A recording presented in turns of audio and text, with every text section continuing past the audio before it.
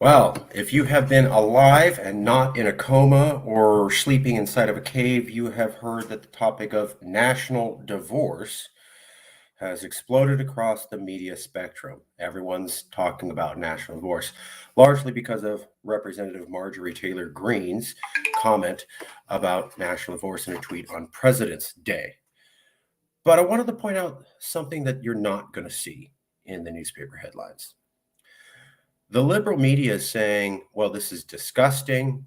Liberals would never support Marjorie Taylor Greene for a national divorce. This is just a crazy Republican plot. We're going to show how that's all garbage and show you excerpts from liberals themselves saying they love the idea of national divorce and would be happy to see conservatives go. The total opposite narrative from what the mainstream media is saying. We'll show you how they're misinterpreting it, and we'll show you what the truth is in just a second. Hold on.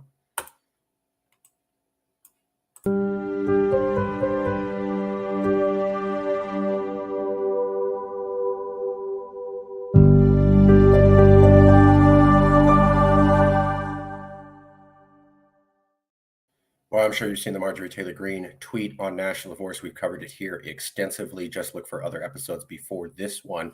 Today, what we want to do is show you the reality of the conversation. So let me show you this. And the first thing we're going to take a look at is Representative Marjorie Taylor Greene calls for a national divorce on The View. And of course, it's going to play a commercial in just a second. So this is The View, a pretty liberal show. Okay, pretty liberal show. Marjorie Taylor Greene's so stupid. How insurrectionist. What a bad person she is for saying that. Look at these stupid conservatives. Okay, that's the narrative. Let's take a look at here. MSNBC. Here's Joy Reid.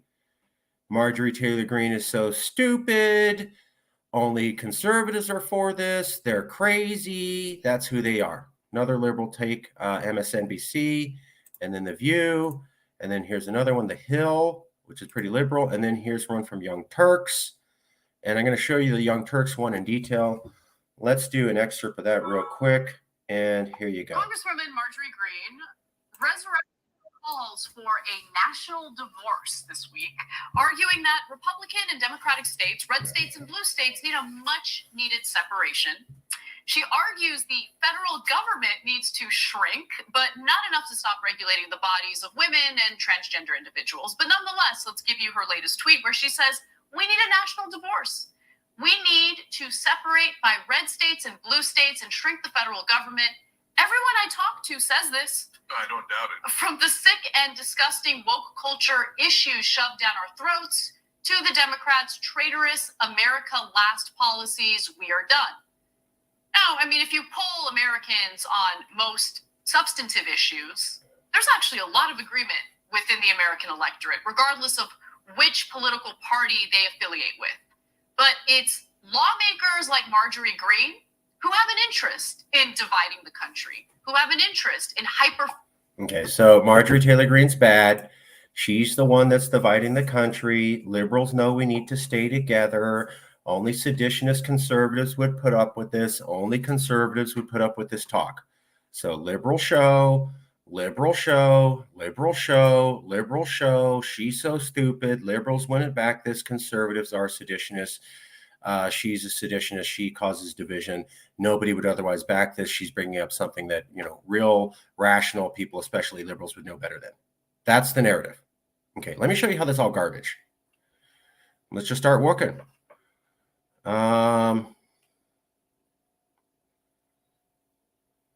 See, just keep going. 1 second.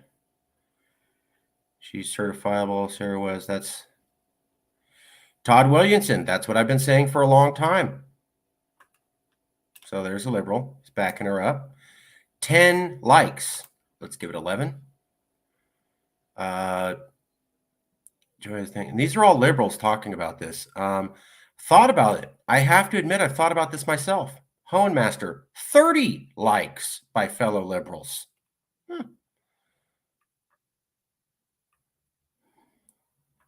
It would be contrary to their best interest. I know as a native German, I applaud national divorce. I not having considered states cheat and prosecuted whoosh. So glad Joy's hosting. This is the best version of the table, Sunny Peace with 3 likes.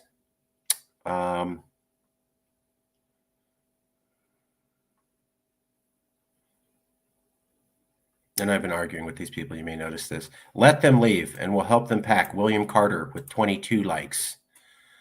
So yeah, there's a lot of people. How dare they do this? Isn't this wrong? But occasionally you'll see somebody say who's a liberal, like, let them go, 22 likes, or go ahead and let them go, 30 likes, or I agree with her, 10 likes. And so that's liberals in the midst of all this.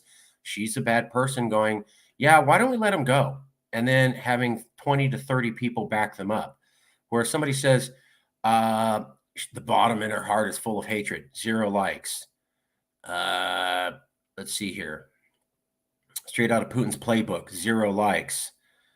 This is evil, 3 likes. So there's some people who are saying, why don't we let him go? And I'm a liberal, and they're getting a lot of support. Whereas you see other posts where they're saying she's stupid and they only get 3 or 4 likes. That is in the comments on this page right here by The View, a very liberal show. Let's take a look at Joy Reid, another one, super mega liberal show. Because there's going to be some liberals here saying, I like this. And the power, don't forget that we're basically life around. Let's 1 second.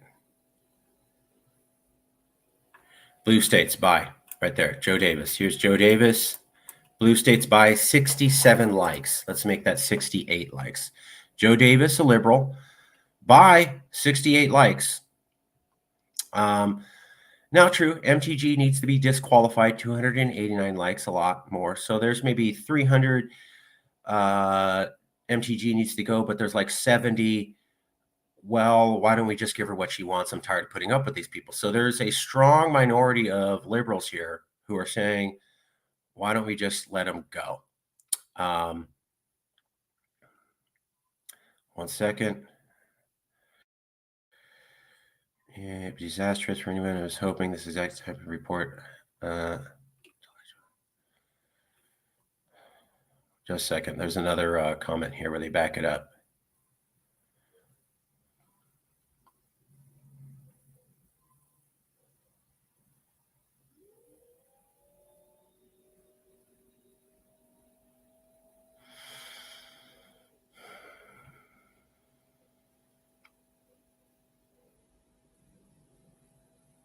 There's a couple more liberals here backing it up. We'll go to this one here.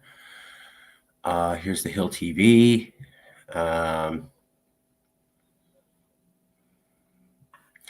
sooner the better. Shane Nelson with 3 likes. We'll make that 4.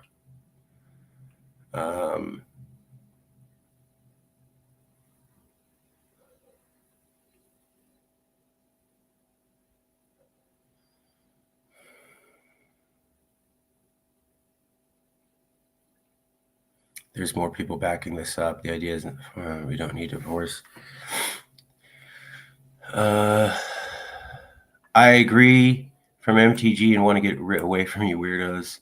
Marjorie, we need to go separate. Marjorie's correct. We need to go our separate ways. So there's a couple people there. And then this is the one. So this is the Young Turks, super mega liberal, right? Super mega liberal. And the narrative for the Young Turks was Marjorie Taylor Greene's bad for America. She's an idiot.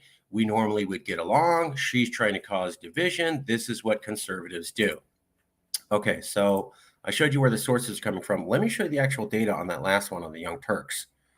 And I want to show you how they're hiding something from the mainstream media narrative. So these are all comments from the Young Turks. Marjorie Taylor Greene's a bad person because she's suggesting splitting up the country, national divorce, and, we liberals wouldn't be for that. So let me show you how that's wrong. So 89 QYG 9YQA 34T, do it. Kenneth Shaw, yep, let's do it. Rory Collins, sounds good. Jay McClintock, that's right, sweetie. John Marino, she has a point. No more Mr. Nice Guy, sounds like a decent compromise to me. Typical Trump twat. Sorry, no more. Oh, yeah. No more Mr. Nice Guy. Sounds like a pretty decent compromise to me. Orlock is this guy, and he goes, "You're a typical Trump what?" And then here's no more Mr. Nice Guy. I am not, nor have I ever been a Trump supporter. And I like this because here's this liberal going, "I support this idea." And then this other liberal goes, "You must like Trump." And he goes, "No, dumbass, I'm a liberal too." That's what. So these are liberals saying, "Yeah, I back them up." Barbara McKeown, let them go. Kenneth Shaw, let's do this. I would go further than states seceding from the U.S. to any size wanting to become independent. Fine by me. Sandra Mora. I say we go ahead and let her claim that people want this. Mark Valentine, let's do it. Christina Calazzi, Eric Weigel, as radical as an idea this would be, it's worth it. West Kingston. I think this is the most reasonable to divide. Infiltrate in New York. Let them go. Rico Robinson, Parts One of Me wants to see those states secede and watch how they become almost third world countries. Jacob Necht, honestly doesn't sound too bad. Timothy Cardoso, really wish he should. Rebecca Hay, okay, bye. Paula Pars, you're sorry.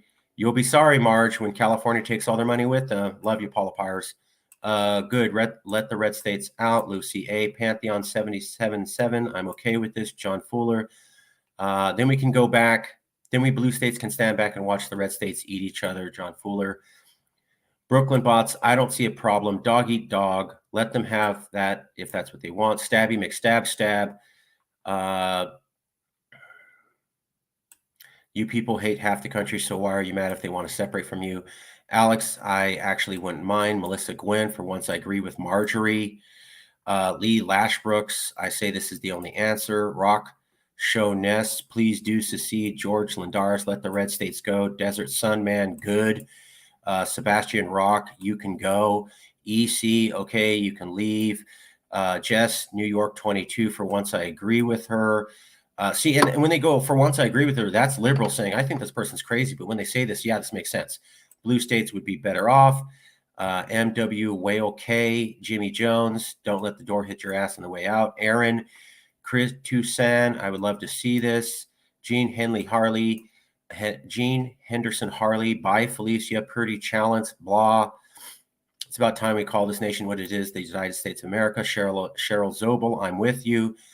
Jim 429, divorce granted. Luis Liu, good riddance. Elizabeth Sov, let them idiots go. Time to think, be real. That would be great. Bernie Cruz, I agree with MTVG, another liberal saying, I agree with her, reluctantly.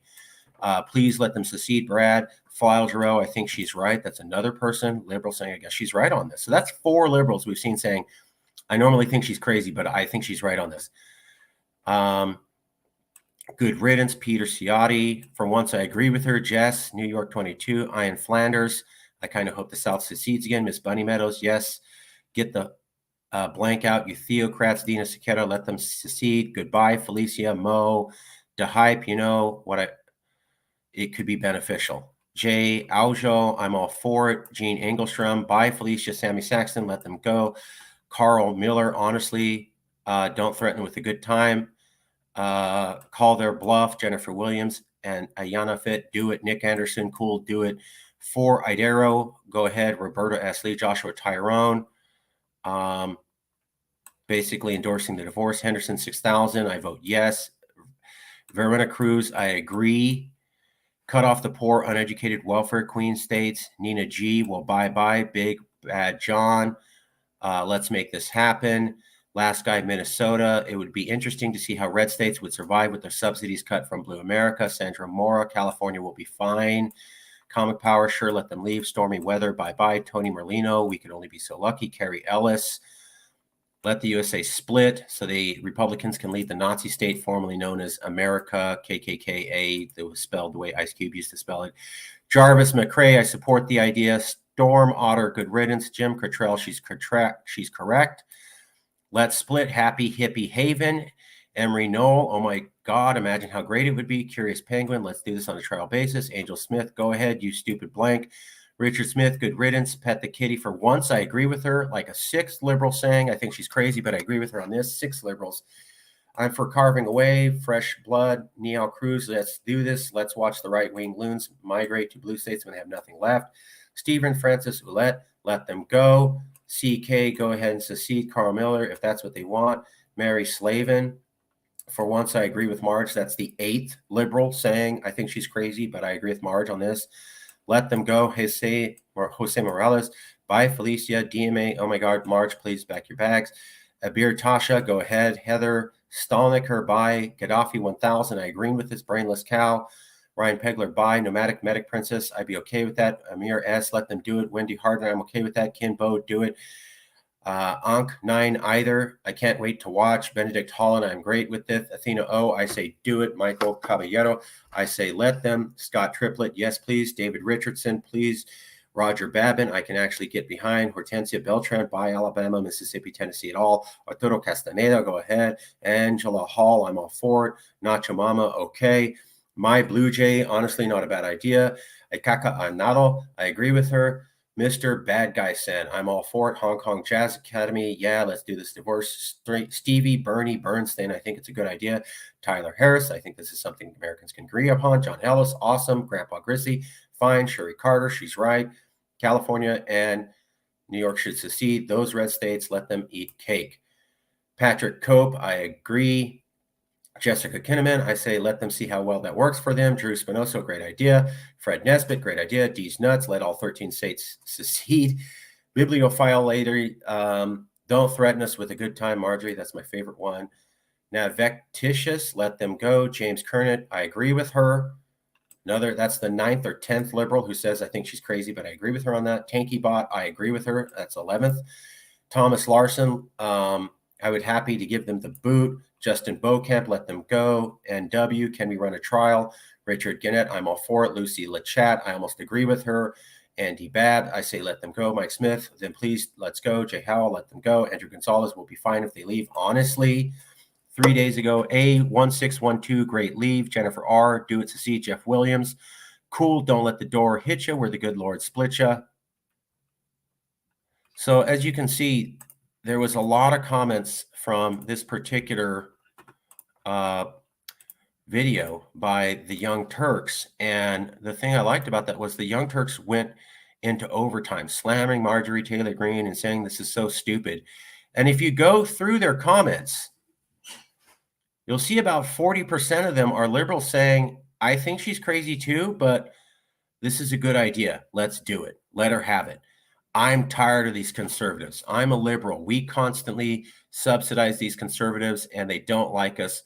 Let's cut them off from the welfare money that we give them and see how well they operate on their own. About 40% of these comments.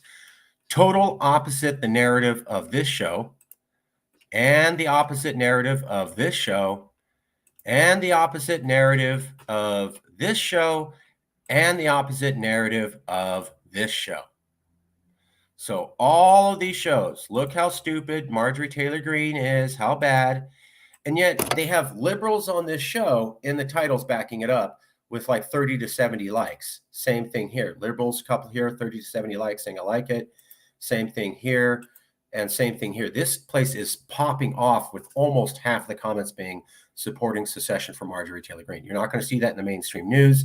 But when you actually look at the comments of what real people are saying here, not what these media interpreters are telling you, there's a lot of support by liberals for this concept. I literally just showed you all the evidence. So we'll leave it there. We'll take a look at comments. If they're relevant, we will cover them. If they're not, we will not.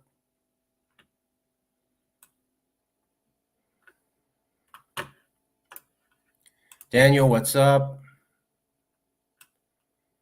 I am. Hello, hello. Glad I found your channel. What are your thoughts on Texit? We have a right to self-determination. Boils down to the feeling that we the people have no voice when this living separation lobby is part of separation. First states to become nation states again will be able to jettison the deficits that central banks and politicians have. I'm all for Texit. I got a message from California Liberty Project. I think the movement is from that a joke guy who hack in the. I don't know what that means. Your comment total percentages match recent poll in Texas. I am. You want to come on the show?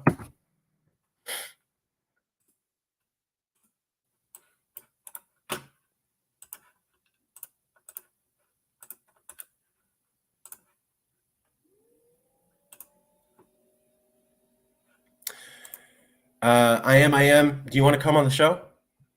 Here is the link right here. So I'll hang out for. Oh, really? Okay. Well, if you are not who you say you are and you are tricking me, I will ban you from the broadcast immediately. So please be from Texas and be a Texas supporter. We will wait a few minutes. But I don't put up with tricks. So I'll just shut down the broadcast and not even allow you on the screen if you're not who you say you are. So we're going to wait a few minutes for I am to see if they're coming on. We love talking with Texas secessionists. So if they are who they say they are, that would be great. We'll wait a few minutes and have them come on. So I'm inviting I am to see if they can come on to the PC. Provided they are an actual Texas secessionist, we would love to speak with them. So we'll give that a few minutes. You basically saw the rest of the show, and it's about how liberals actually support national divorce. When you look at the YouTube videos, and they may be talking about how, we don't support, us liberals don't really support national divorce. That's what the talking heads want you to think. But when you look at the comments, that's not exactly what's showing up. So that's the facts behind that. Okay, we'll give them a few more minutes. I'm going to prep for the next show. Give me a second here.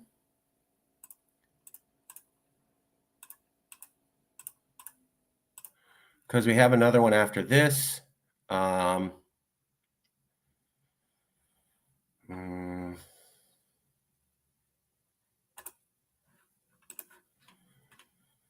Yes, counter narrative. Almost that. Give me 1 second. We're still waiting for someone to come on the show.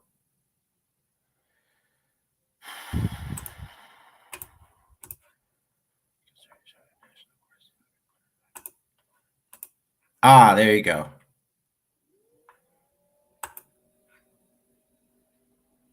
Nice.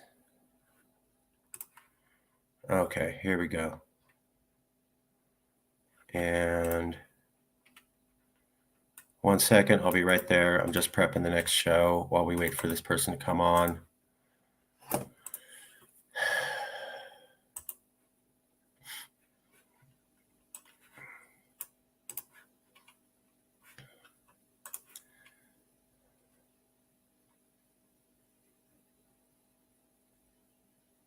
All right, let's see. Let's see if our guest is here. I am. How you doing, sir? I am fantastic. Let me turn the volume down. I don't want any feedback. I hope you can hear me okay. You got good sound? I can hear you great. And sir, you are from Texas, is that right, sir? Yes, I am. I live in San Antonio. I don't want to dox myself too much. My family. I recently went to a Texas meeting, as a matter of fact. Let's see some gear. I got my little bumper sticker here. Okay, let's see it. Show it off with pride. We love you guys. And more information about it. I looked at the bill itself. Let me go there. Did my kind of read through and markups. Can't quite see that. But it's very simple, basically. I've been following it for quite some time and went to a local meetup in Boerne, Texas. And I think we got a big delay. I'm hoping you can hear everything okay because I'm hearing myself. You're coming in perfect. Your audio is perfect. Your video quality perfect. Your lighting quality is perfect. We can hear everything you can say. We can even see the shirt in the background, decentralize everything. I love that. Let me just get it out of the way. I'm Tejano on my mom's side, the original Mexicans from Texas. Perhaps you've heard of a town called Amarillo. Yeah, over in California, we call it Amarillo. And I tell them, no, that's not how you pronounce it. That might be how you spell it. Right. Amarillo. Okay. Well, all right. I don't mean to dox. I don't want to dox myself too much. You're not the dox. I went to school at Fresno Pacific. I grew up in Visalia. Oh! Moved to Texas in 2002. I got here as fast as I could. Moved to the Rio Grande Valley. and I used to cross back and forth to Mexico. My wife is actually Hispanic and was born in Mexico. So they kind of give you an idea. Then we moved to San Antonio, and I'm All right. retired and living a good life, and ¿Hablas español un poquito? poquito, señor, poquito. Bienito. Bueno, I Gracias. always tell Mucho people, gusto, señor. yeah, hey, I'm a product of mixed marriage, and I always tell people date Latin folk. Okay, get out there. I always tell all my people in Latin, get out there and get you a Latin person. I love it. So I want to interview you if I can from Sure. a third party. So we are CalExit supporters, we are liberals, but we love the Texit movement. While we don't necessarily share the same vision of the good life, we have the same vision of the law, and that as Americans, it's okay for us to have this conversation and that it's in line with the original spirit of the founding fathers. We're not doing anything illegal. We're not doing anything unconstitutional or un-American. In fact, we're doing very American. We're going to have a conversation about forming a more perfect form of government. And the actual founding fathers were secessionists. That's not necessarily popular to bring up, but technically that's correct. So, Right. And we're nobody here saying, I want to get my gun and Right. attack a federal installation, and Right. hell no, I'm against negotiation. And I'm like, you guys are saying when you guys talk about national divorce, oh, you mean civil war? And I go, based upon what? Like, I don't know any of the secessionists going, when I say secession, I mean guns Right. and shooting and no negotiations and no votes and no referendums and not speaking to anybody who's elected. I'm like, I never hear any of that. And I know a lot of the Texit officials. So Right. have you heard anybody in the Texit movement say, hell no to negotiated settlements or votes or referendums or any negotiation? And I mean strictly shooting my guns and shooting our way out. No, not at all, not at all. Now, I have to preface that in that I've been following the movement for several years, to be honest. I only went to one meetup just recently, and so I haven't actively campaigned or supported it financially or any of that. I'm kind of testing the waters, if you will, believing in certainly small government. And if you can, the shirt here behind me, decentralize everything. I'm a blockchain enthusiast, and shrinking government is kind of how I've come. I've progressed, if you will, from a political standpoint, from kind of the Republican conservative hawk to libertarian. I was a big Ron Paul supporter, and now I really classify myself as a voluntarist and an agorist. An agorist means that we're counter economics. And looking at developing parallel societies, parallel systems. And that's kind of where I'm going. So the Texit movement, and for those that are listening and can hear, Texit and Brexit is kind of how it comes about. But, Texas is very unique in that when it joined the Union, in its treaty, it has the right to leave the Union. That was part of the document and the agreement. So we're a little different than others, and we are the only state that was a nation prior to joining the Union. So that also makes a little bit of a difference. Now, knowing that history, we know that this is an uphill battle. And quite honestly, the last information I have as of Wednesday of last week, we still didn't have a sponsor of this bill.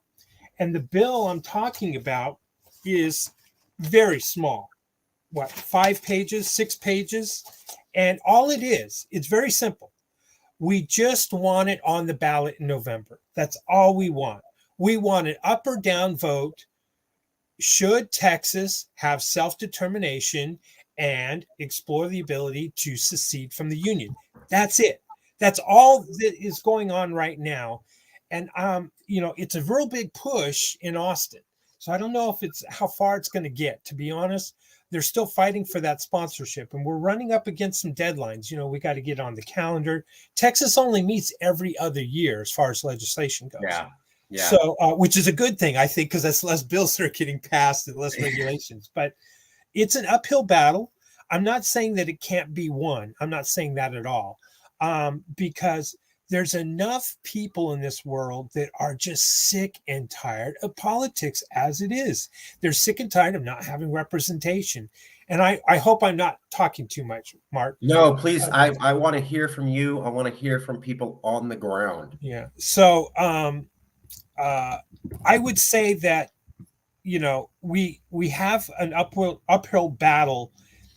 Everyone in this nation has an uphill battle because we've lost trust in our institutions, we lost trust in our governments, and I think it's a lot has to do with money and corruption. And like I said in the comments, between us, we the people, and our representatives who we've elected to office, we have a divide now. There's an institution, there's a money machine in between us and our representative. Even though our representative, that we voted for promised, I'm going to uphold the Constitution, I'm going to represent you, the people, my constituents, and my constituents this and that. But what happens? They just vote by party line. The lobbyists throw money at them. They buy their books that nobody reads.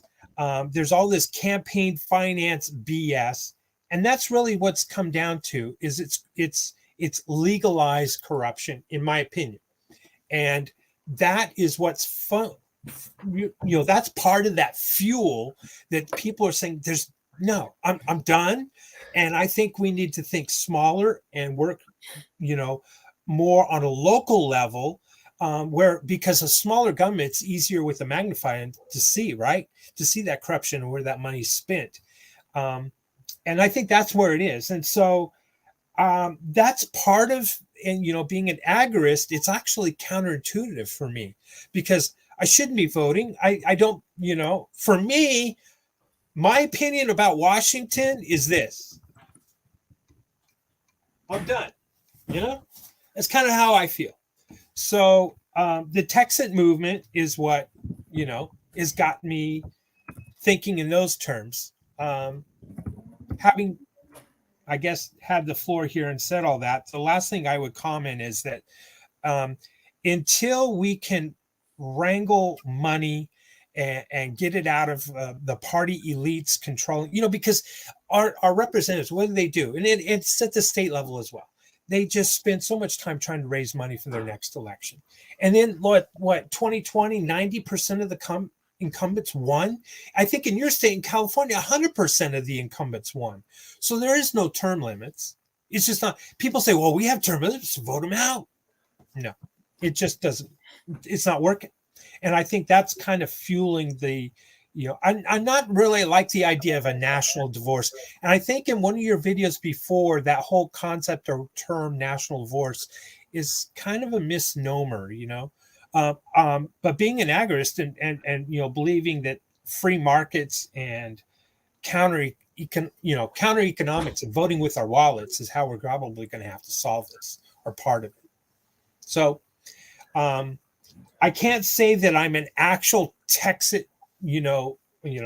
person. If I had to choose and someone would say, okay, draw the line in the sand, well, of course, I'm going to jump that and say Texan. I'm going to vote for it in November. But all it is if it gets on the ballot, then we start negotiating that whole process. Well, what's going to happen to my Social Security? What's going to happen to my pension? What's going to happen to this? And where's this land? And that kind of thing. And, I'll say this, it'd be kind of nice to have some tariff money coming in on some oil and natural gas into Texas, because we got it here and a lot of other states don't. True. You know what, Hollywood? Okay, yeah, you can export all your movies you want, but we're only going to buy so much movies, and we'll trade your movies for some oil. But I think our oil and natural gas is what really is going to drive you. Well, we will only buy so much oil and natural gas, whether it's a good idea, but just because we're who we are. So yes. It goes both ways. Let me ask you a couple independent questions. Absolutely. Because right now, Marjorie Taylor Greene, our show's called National Divorce. We've been doing this for years. I wrote the book in 2012. Nobody cared. Everybody said I was crazy. All my family was like, you're nuts. That's insane. And then a thing called the year 2016 and the election of Donald Trump happened. And guess what happened when I went to family dinners with my family? Nobody kept calling me crazy anymore. And they got real quiet when I started bringing up my idea. Like everything I predicted in 2012 came to pass. Yeah, a lot of nervous energy from my family around that time. Like, oh my God, was this crazy whack job guy right the whole time? Oh my God, that's Yeah. so. I saw it personally. I think we're going through another period where it's, in humans you have normative culture. This is what we do. This is what's normal. But you also have change. So you go back to the 1940s, the roles for women and men were pretty historic. You go to the 1960s, you have the women's liberation movement. Now you come up to the 2010s, and it is normal for fathers to co-parent with their wives, change diapers. I see guys who are really tough guys pushing baby carriages on the sidewalk. They didn't do that in the 50s. So we know that you can have normative culture, but it can also change over time to a new normative culture. Mm-hmm. So my question is, secession, whack job, not so crazy. That's what everybody was saying. And I would go, okay, but hold on. When I published my book in 2012, talking about Calexit, and I was the first person to talk about it, I was insane. Then in 2017, Calexit got really big. Then we had our governor say nation state, Jerry Brown. Then he traveled to the Chinese government and said, you can consider us a nation state. Then we had the next governor. I remember that. I remember that. And go, you can consider us a separate nation state. And I say nation state. Now, when I started saying nation state, California's a nation state in 2012, I was laughed at in my face. Now everybody says nation state. Nobody bats an eye. No lawyers, no professors, no politicians. So when reporters come to me and they go, why are you backing this insane idea? I go, because we're winning. And they go, but you haven't won. And I go, no, let's talk about the conversation. Conversation went from you crazy stupid to now the governor says it and nobody bats an eye. That's called normativization of the conversation. That's inculcating in the culture. So my question to you is, people, and this is something else I brought up to people, and they go, oh, secession's never going to happen. I go, okay, there's a guy called Ted Cruz. Maybe you like him, maybe you don't. He's a sitting senator. He's talked about the right of secession. In Texas. Yeah. And there's also another congressperson from Georgia called Marjorie Taylor Greene, and she's a sitting Congress member, and she's talked about secession. And then there was the Republican Party in Texas who also put it on their ballot platform, or we're talking about that with the retired African-American Air Force colonel who was leading it or something like that. Yeah. I want to say Owens, but it's not Wes. Something like that. Yeah. And I go, okay, you want to call these people crazy, but here's a historical fact. The last time you had sitting members of the Senate and sitting members of the Congress and political parties of states all talking about secession was 1864. Fact. Well, I think it was a little bit prior to that, right? Well, I said the last. Yeah, but you're actually right. The time frame is that, yes. I'm going. We haven't had people in Congress and the Senate talking like this in 150 years. So, and I guess that mean to you? What it means to me is, I'm very big on parallels and how history rhymes. Please. And parallels. When you look back into that time, pre-Civil War era. The great divide was, of course, slavery and states' rights, right? And today, there's like Tim Pool talks about, well, look at how can the nation come together with the division just about abortion, right? And we're heading towards civil war, and he talks about that all the time. And I kind of tend to agree, and I hope it's not one that's a bloody one. But when it really comes down to, again, to my previous point, is it's a lack of people having a feeling of really being represented and having a voice. And then we have our big tech social media. And back in the day in 50s, it was all of these rags, which was kind of pre-yellow journalism, but that was happening back then as well. And that was dividing the people. But there were more clear divisions because of state and slavery, free state versus a slave state, right? So today, when you look at the map of the 2016 election or the 2020 election, either one, you look at the red counties and the blue counties, what do you see? Mm-hmm. You see a division that is extremely strong. And look at Eastern Oregon wanting to become part of Greater Idaho, Northern California. They want to be the state of Jefferson. And what does that boil down to? It comes back to the same point. We are a nation divided. And I don't know, as Tim Pool says, I don't know if we can reconcile that. And I don't think social media is going to help us reconcile that. And I feel for the people of Eastern Oregon. There is a small group of, they in population, in land mass, they certainly have a larger, representation on a map if you went by land, but not by so they really don't have a say in their state house, right? The San Joaquin Valley in your state has no say in Sacramento. They're voted out. The conservatives, the far north, Shasta, north of Shasta, and all that. The far north, yes. They don't have a voice really, in the state house. So I think that's the driving. That's the parallel of free state, non-free state. Pre-Civil War, what was happening? All the money was flowing to the north through more rail lines, more telegraph. Yep. All of that money for infrastructure was flowing to the north and not to the south. And the South was starting to feel like they weren't being represented. If you go back to 1840s, 1850s. And that's where we are today. The difference is social media and the internet is speeding it up. Would you agree with that? I absolutely agree with that. I want to show you something, and I'd like to get your comment. I have never met this man before, so everything he says is as it comes, real reactions. We're talking to actual Texit supporters or people who are open to discussion to Texit. And so we're having a real interview. You're meeting like average people on the ground. I never met this man before, and we're going to get your his opinion on what's going on the ground. Can you see this picture here of two maps? That's what I was talking about. Yes. What's the difference between the 2004 and 2016? That's actually more division is what I'm seeing. Right? Like, I'm like, hey, folks, they're like, I just watched the Young Turks, and they go, Marjorie Taylor Greene pushes division. Us Americans typically agree. And I go, what are you smoking? Mm-hmm. Here's 2004. Here's 2016. How are they that different?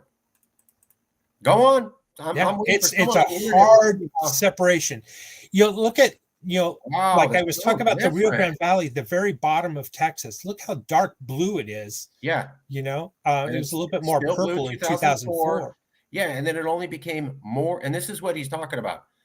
This is kind of a purplish blue. This is hardcore blue. Mm-hmm. So see how there's more purplish blues and kind of purplish reds. And then it's all dark red, dark blue. That's what he's talking about. Would you say that it's radical red pill conspiratory information on the internet that's dividing us? And because yellow journalism sells newspapers, yellow journalism sells, internet clicks and subscriptions and that kind of thing. Is that what I don't drives that map? I don't believe that. I don't believe that for this reason. So in the 1950s, they had a thing called the Red Scare. Yeah. Well, I'm born in the 60s. So okay, yeah. So in the 1950s, they had this thing called the Red Scare, and they go, all these people are communists. Get them.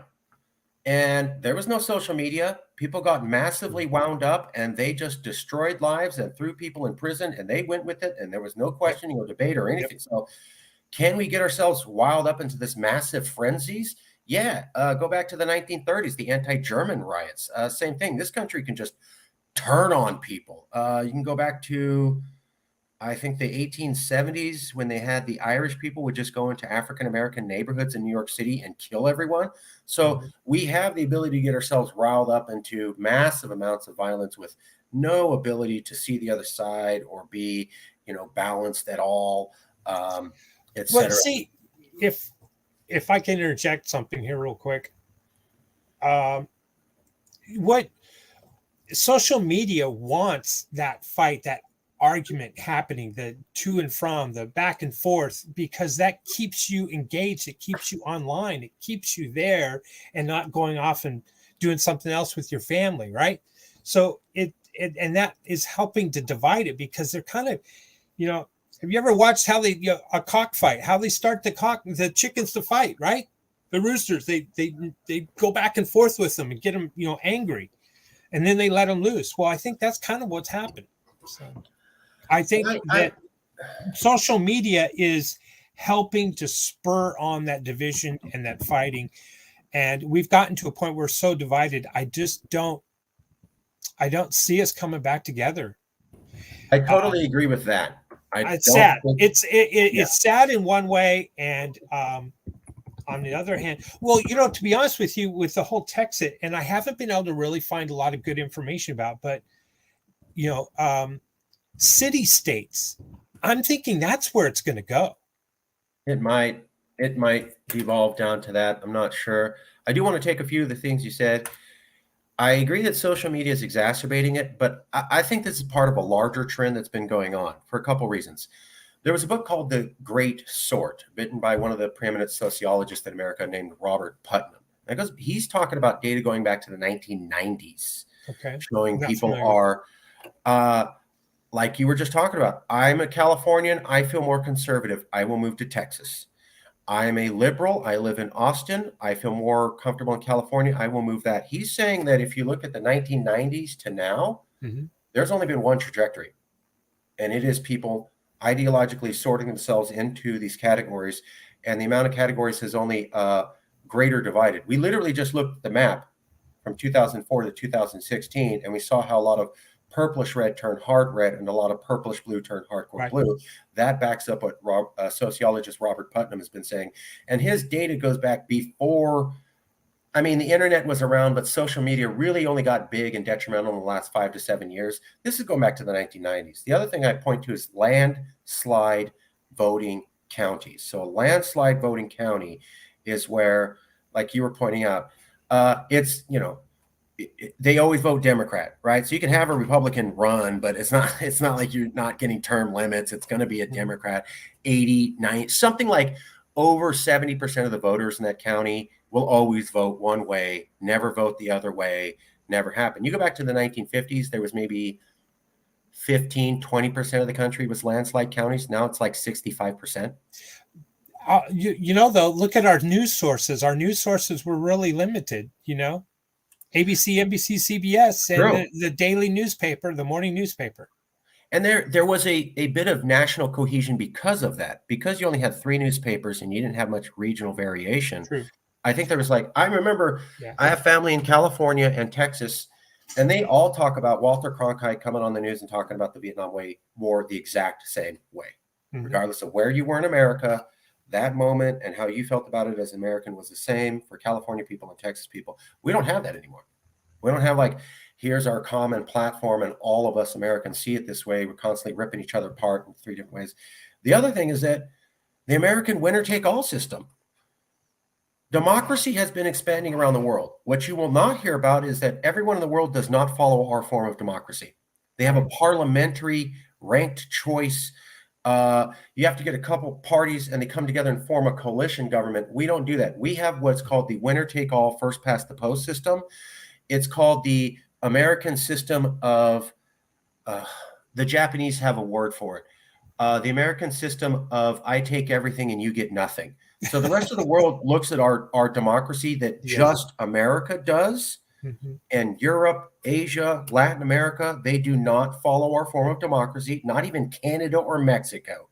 Nobody does, because they think it's insane. Because what happens is someone gets elected and they go, well, I'm in charge, and 49% of you guys can go screw yourself. They think don't you think it's kind of a uniparty, though, system too now? It's kind of evolved that way. Oh, and one other comment. We just came in the 50s. We just come off of World War II. World War II certainly united. Oh, yeah.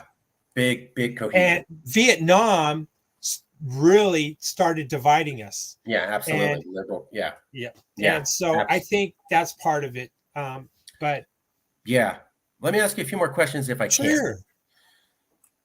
So is it social media? Is it a long-range trend? That's up for you, the viewers, to decide. We're debating that. But I want to talk to this regular person from Texas. I'm a regular person from California. We both believe it's okay as Americans to have this conversation. I'm going to ask you some point-blank questions. I've never met you before, and I want to get your real, honest opinion. So in your opinion, when people say national divorce where you're at, Do they really mean civil war? When they say national divorce, are they really talking about, I say national divorce and I want the liberals to think I mean peaceful, but really what I really mean is get my guns and let's start shooting our way out. Is that what you're seeing in Texas? I would say that um, divorce is such an ugly word, and there's such ugliness that comes out of the word divorce. So it's got a connotation of fight. So I think the majority of people see the word national divorce and civil war as synonymous. So that's now the people that I've spoken to here in Texas about the whole idea of Texit. Most of the people I'm talked to are dead set against it. No, we need to work through our problems. So I will say that it's sad, but in Texas, my only gone to one meeting. So I got a feeling that it reminded me of the Tea Party movement and the Tea Party meetings, to be honest. That was my feel. But I was sitting in a meeting in a very, very hot conservative area. So I can't speak to if I gone to a meeting, say in Dallas or Houston or Austin. But when you were at the meeting, were people saying, boy, I mean violence and shooting my way out? And No, that's no, all I'm no, no, interested no, in. no, no, no, no violence, no violence, hoping that it wouldn't fall to civil war. That's what I'm talking about. Because when we're over here, we're saying, I'm telling people when we say national divorce, we mean civil war's coming and we want to stop it from getting there. The media is flipping the narrative and saying when you say national divorce, you mean you want to cause civil war. So I see what national divorce advocates saying, and it is the total opposite from what the media narrative is. Agreed. And I'm not one that buys into any of the national. No, I don't even watch it anymore. I don't care for Fox. I don't care for CNN and anything in between. Do you see more discussion about national divorce than just a few years before? Oh, yes. Oh, absolutely. Absolutely. It's that division. That division, it's everywhere. Two things.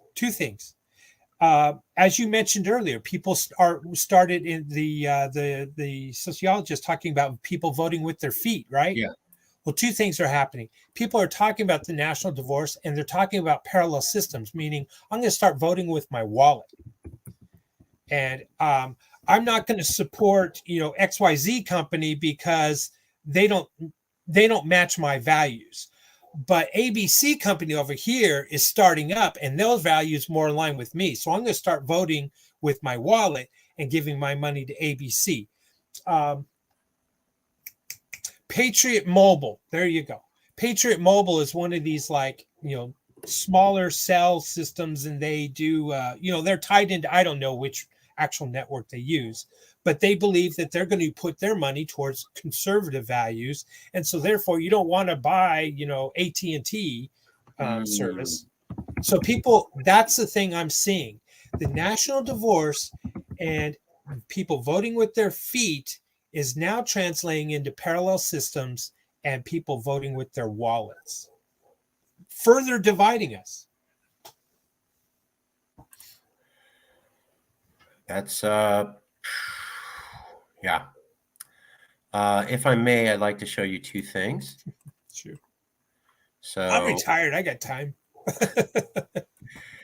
The first thing is here's this article from NPR, dated July 7th, 2008. Look around. I got the name wrong. Bill Bishop, author of The Big Sort, Why the Clustering of Like-Minded Americans is Tearing Us Apart.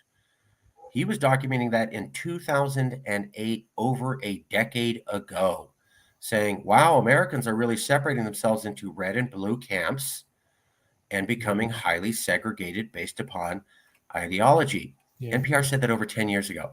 Here's a picture of landslide vote counties in the 2020 presidential election. So red is Republican, landslide, dark blue is Democratic, landslide, light orange is, and light blue is, et cetera. So look at all the light blue and light orange, and then compare that to all the dark red. That's what he's talking about. There's almost no real place where it's up to how good the candidate is. Right. And if people go Republican or Democrat, it's pretty much already decided beforehand. Those trends predate and go beyond the trend for the rise of social media in the last couple of years. So could it be social media? Yeah. I absolutely think social media probably put gasoline on a fire. I think there was already a fire, and they go, Good. how about we just pour a gigantic dumpster of gasoline on this raging fire anyways and see what happens? Right. My opinion. Another point is religious. I think religion has played a point in value systems. I think that is also kind of driving that debate and driving that separation. Yes, I agree. Social media has had a huge influence. So does the MSN mainstream news. Division is definitely a thing that's still being pushed. United we stand, divided we fall. Perhaps, but the question is, have we been united? United we stand, divided we fall. When were we united? We just showed maps from 2000, 2004, showing a highly polarized red and blue country. That was 2 decades ago. I also showed you landslide counties from 2020. So all we've seen, and we've literally shown you the evidence, look at 2000 to now. It hasn't gone more purple. It's gone more hardcore red or hardcore blue. Look at the number of landslide counties where they don't entertain someone from the other party. It's only gone one direction. Look at the number of Americans who say they will not marry someone who's outside of their political ideology. It has only gone up. When we look at all those trends, they only go one direction, and all those trends are 10 to 20 years long. Social media and the rise of it is only 5 years long.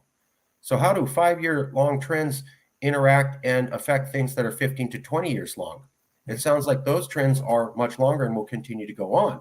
If it is social media, if it is Donald Trump, then how come the bid sort happened before Donald Trump? How come we had landslide counties a decade before Donald Trump? How come we had people saying, I don't want to marry outside of my political ideology before Donald Trump? Like social media, it grew with Donald Trump, but these trends predate him by a full decade. When you add that all up, to me, it looks like America's only going one way. And we can point at Trump and we can point at social media. And I don't know, maybe they are responsible, maybe they're not. But what it looks like to me is it's going this way. You look at the trajectory over 20 years, it's going this way. And there's nothing pointing at this or that. It's he or she says, unite we stand, divided we fall. That is certainly been the catchphrase and the buzz or the whatever you want to call it, that we've all been taught. And when you're talking in military terms, it's true.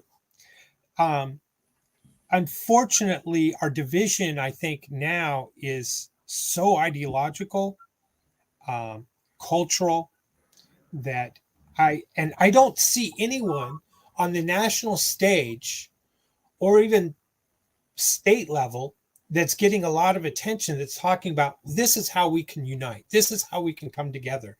This is what we believe in. There are some people that are struggling just with the Bill of Rights.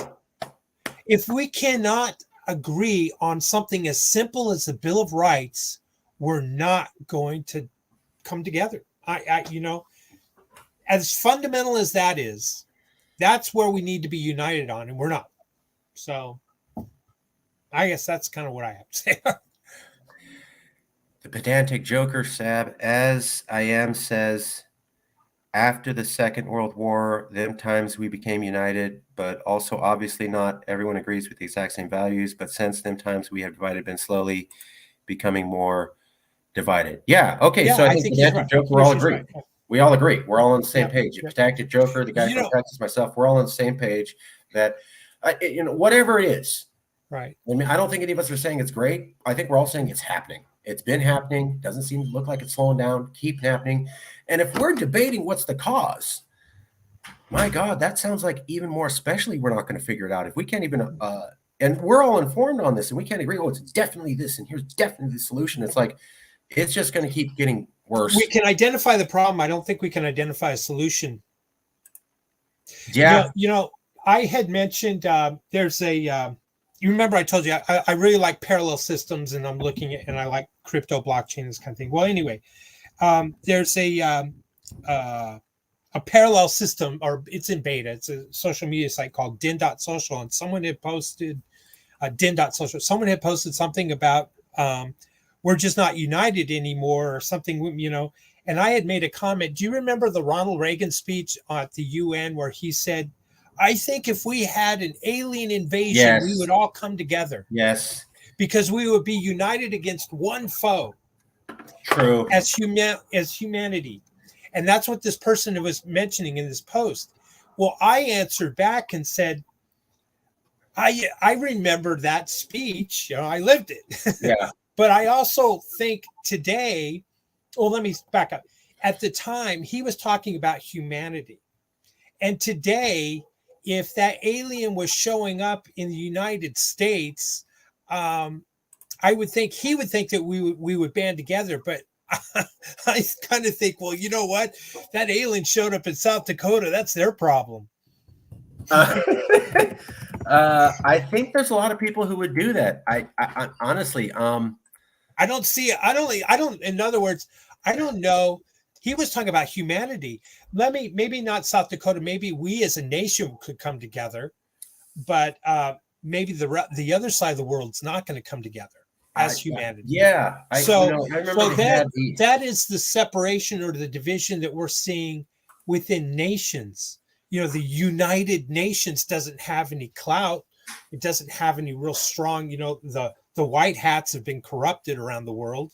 So what I found interesting was you were talking about how a few minutes ago, looking at this discussion, it doesn't seem like anyone saying, you know what, I disagree with you, but I love you as a fellow person, and we should come together. And I want to give you a hug. And you know what?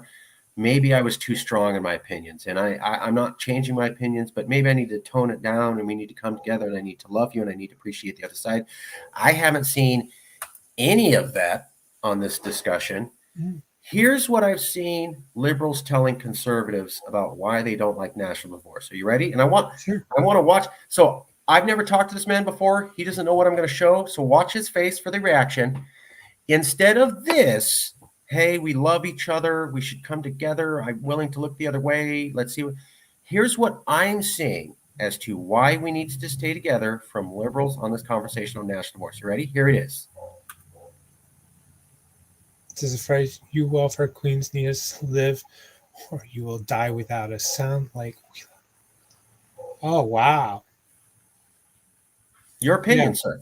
Yeah. You welfare queens need us to live or you will die without us. There's no empathy in that statement. None. That doesn't sound like fellow citizens coming together to form a more perfect union? No, not at all. Not at That's all. What I mean, this is being, we just did a show, the beginning of the show that this is on, and this is going to, I literally covered multiple liberal news stations covering with Marjorie Taylor Greene. And this was the comment 90% of the time in all of the YouTube channels from all media sources that are liberal, talking about why Marjorie Taylor Greene is stupid. The argument was this: you dumb idiots are welfare queens and you would die without us. Don't you idiots get that? That was the argumentation. And if you don't believe me, you can watch this episode. You can go back. I literally showed people the 4 different videos I covered. I literally showed them the comments that were in there. MSNBC, Joy Reid, The View, The Hill, the Young Turks, a bunch of mainstream liberal sources.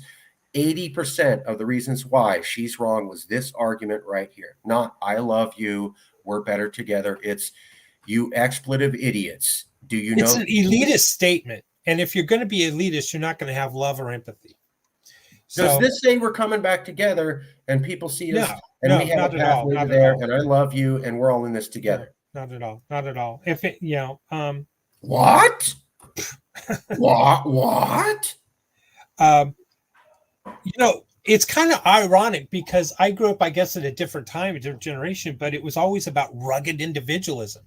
And, I lost my father when I was a teenager. So, it was, you're going to have to figure this out. And rugged individualism, you're going to make your own way. There is no free lunch. And so I guess, maybe from my personal experience and the wisdom I got from my own personal experiences, but today, what did they say? Weak times, or weak men create, hard times, or something to that effect. Oh, yeah, I'm yeah, at yeah, loss yeah. of words, but Yeah. that statement you just showed me, one told me that there's no empathy, there's no love, there's an elitist attitude. And I would argue, it's kind of funny, is where I'm circling back to. It used to be that the hardcore conservative Republican, which I abhor now, I do not align with that at all. It was rugged individualism, pave your own way, make your own way, go get that dollar, earn that dollar. Don't worry, don't lean on somebody else. And over time, you know, well, I feel like I've talked too much. I'm sorry, but No, from you're the not. I want you to 1950s or keep going. before, what No, did no, we no, do keep going. when let's say John, your next door neighbor, lost his job, all right, and you come home from school and mom's making an extra batch of beans or whatever and rice and whatever, and wow, mom, why are you making so much? Well, John lost his job, and I thought we would take over an extra pot to him Mm-hmm. and to his Mm-hmm. family. Oh, well, that's nice. That's just what you did as neighbors, right? Mm-hmm. And so when you went to church and you knew John was a mechanic, you mentioned something to your pastor, your priest, and said, hey, John is my neighbor. He lost a job. He's a mechanic. I can't vouch for him. I don't know if he's a good mechanic or bad mechanic, but his family could use some help. Maybe someone knows somewhere where he can get a job. So what was community and church was the welfare state. It wasn't the government tit. And that's how I was brought up and raised. So with the welfare queens can not survive without us, I really don't know where that's coming from, because both sides of the aisle, in my opinion, are sucking off the same damn tit. I agree with you. And while you were talking, I was just showing people reminder again of the liberal videos that we watched where this was the comment. I mean, Yeah. Sad. This was the No love. response. And this is what I tell people. How is this supposed to make it better? This does not say, I love you. This does not say, I see you as fellow Americans. This is insulting. And when I tell conservatives who are looking at national divorce this, they get even more behind the idea of national divorce. So you tell conservatives, you idiots, you're going to lose everything. They're even more for it because they're pissed off at being insulted by liberals. So all this does is just, I don't know why 80% of liberals on those videos are using this as the main comment. All that does is just piss off Southern conservatives even more and make them want to do this. So the people who are arguing against national divorce are themselves putting nothing but gasoline and C4 on that fire. Yeah, it is. It's true. I wish there was someone on the national stage, and I think we are so divided that, God rest his soul, but if MLK came back, I don't know if he could put this together either. It's sad. His movement and Gandhi's movement was one of peace. But they were fighting for different things than what we're facing right now. But I'm worried that we're not going to have a peaceful solution. And you're familiar with the white pill and the black pill. The white pill being, I'm positive, optimistic in our future, and the black pill is I'm nihilistic and we're doomed. Well, I really sway back and forth on that. And divorces happen in marriages over and over and over, and the kids suffer. And things, unfortunately, a lot of times don't turn out well. They're ugly. But what is the center of the divorce? It's lack of love, right? It's lack of trust, or all kinds of different things that can interject into that union. Well, that's what we're talking about here, right? Well, if I could tell you two quick stories. Sure. Joe Biden was supposed to heal the country, right? So was Obama. So was Trump. Yeah. So you can't even go there. But I remember, they were like, oh, the division was caused by Trump, and Biden's going to come in and he's going to heal the country. And then a few months ago, we had Joe Biden give a speech in front of the White House with a blood red backdrop and 2 United States Marines in full military gear, and talk about how MAGA was now a national security threat, to which most of the country said, are you saying 74 million Americans are now a national security threat? I mean, there was even people on mainstream liberal news going, damn, bro, was that a good idea? Liberals, saying Yeah. that. And then we have AOC after January 6th, and I'm a liberal. I think January 6th was a coup. But I also think that AOC going, oh, you know what? Let's get a list of names of everybody who backed Trump so that we can make sure they never get jobs or university employment ever again. That's what the Nazis did. I know. And That's McCarthyism. and hey, liberals, I don't like Trump. I think January 6th is a coup. But the reason I'm pointing him out to them is because liberals like to think Democrats doing everything right. Joe Biden's speech to the MAGA was horrible for unifying the country. AOC saying, let's get a list of names and target them for life was horrible for unity. There was other Democrats who said, oh, if you see anybody who backs Trump, go and accost them in restaurants or whatever they are and get in front of them and their kids. I guess you definitely want to cause division. That was not the conservatives doing any of those acts, and all three of those acts don't bring us together. Am I getting this totally wrong? Oh, no, I think you're absolutely right. I don't. It's kind of like in the job description when you run for president, you have to build your side up and throw the other side under the bus, right? So it doesn't matter if you're in the red bus or the blue bus. So I think we project too much of ourselves, our beliefs, our philosophies, our ideologies on the person, this persona who's running for president. And we expect too much from this person. And then it never pans out that way. I often scratch my head and say, how come we keep doing this over and over and over and we're really not getting anywhere? Is it true? Is it a uniparty system? Because these people are breaking bread and having good old time laughing in the same homes, red or blue home or whatever, but on the House floor, Senate floor, they're yelling and screaming at each other and can't come to any agreement. And I don't know. I honestly don't. Admit, I don't. Where's the division? So damn frustrating that we see and think that a president is really going to unite us. We think that a Congress will unite us.